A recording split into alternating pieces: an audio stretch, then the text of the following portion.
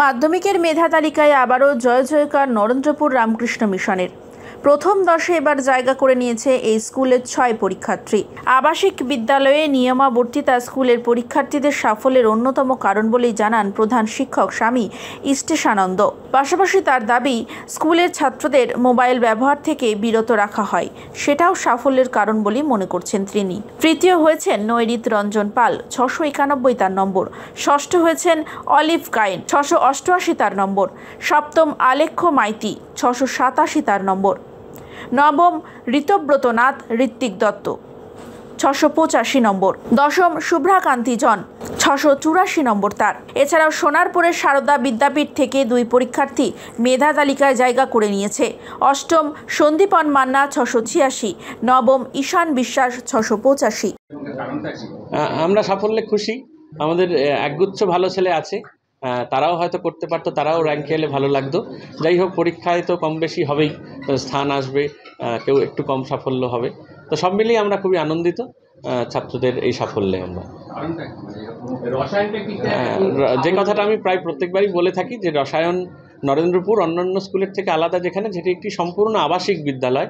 ছাত্ররা এখানে থেকে পড়াশুনো করে, ফলে ছাত্রদের সুবিধে অসুবিধায় অন্য ছাত্ররা খুব সহজেই কাছে আসতে পারে। মাস্টারমশাইদের কাছেও যখন দরকার পড়ে তখন তাদের কাছ থেকেও সহায়তা পায়। এবং নরেন্দ্রপুরের সবচেয়ে বড় যেটি জিনিস, সেটি একটি তপবনের মতো পরিবেশ আছে, যেটি ছাত্রদের মনঃসংযোগ করতে, সাফল্যের দিকে এগিয়ে দিতে অনেকটা সাহায্য করে। আর এই যুগে দাঁড়িয়ে আমি যেটা বারবার গুরুত্ব দিই বা বারবার জোর দিই বা বলি, সেটি হচ্ছে আমাদের এইখানে এই ছাত্রদের হাতে কিন্তু মোবাইল ফোন থাকে না। একবিংশ শতাব্দীতে মোবাইল ফোনের খুবই গুরুত্ব আছে, দরকার আছে, এটি অবশ্যই অনস্বীকার্য। কিন্তু ছাত্র জীবনে এই সময় 16-18 বছরের ছাত্রদের হাতে অ্যান্ড্রয়েড ফোন, স্মার্টফোন থাকলে কিন্তু তা অনেক ক্ষেত্রে ডিস্ট্রাকশান তৈরি করে। কিন্তু আমাদের সেইটি সুযোগ নেই ছাত্রদের। ফলে ছাত্রদের নিরবিচ্ছিন্ন পড়াশুনো করার, একসাথে বেড়ে ওঠার এবং পড়াশুনোটাকে একসঙ্গে সবাই মিলে সবাই অপরকে সাহায্য করে এগিয়ে যাওয়ার সুযোগ থাকে। সে কারণেই নিশ্চয়ই আমাদের সবার সাফল্য, মানে আমার রান্নাঘরের কর্মী থেকে আরম্ভ করে আমাদের মাস্টারমশাই যারা হস্টেল দেখেন, ভবন শিক্ষক, অন্যান্য সন্ন্যাসী মহারাজ যারা আছেন, সবার একসঙ্গে সবার যৌথ প্রয়াসেই এই সাফল্য আমাদের প্রত্যেকবার আসে।